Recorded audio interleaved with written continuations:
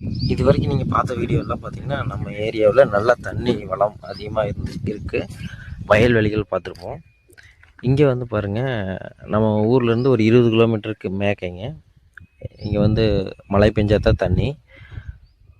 இது ஒரு கோயிலுங்க, உள்ள ஒரு கோயில் இருக்குது. அந்த கோயிலுக்கு வந்து மரங்கள் வைக்கலான்னு சொல்லி வச்சுருப்பாங்களோ அல்லது இது வேறு ஒரு தோட்டமானு தெரியல.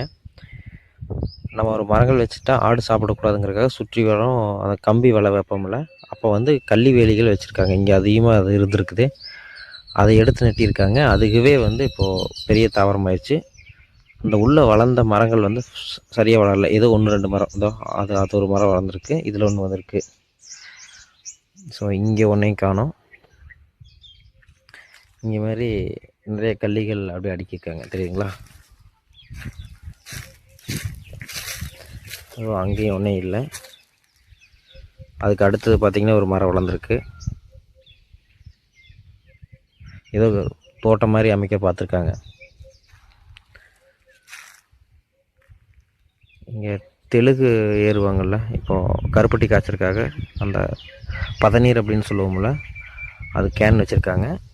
இங்கே இருக்கிறவங்க அதை கலெக்ட் பண்ணி, இங்கே நிறைய மரங்கள் இருக்குதுங்க, அதை கலெக்ட் பண்ணி சேல் பண்ணுவாங்கன்றது. இங்கே பக்கத்தில் திருப்பூர் இருக்குல்ல, அதனால் வந்து அங்கே போகணும்னு நினைக்கிறேன்.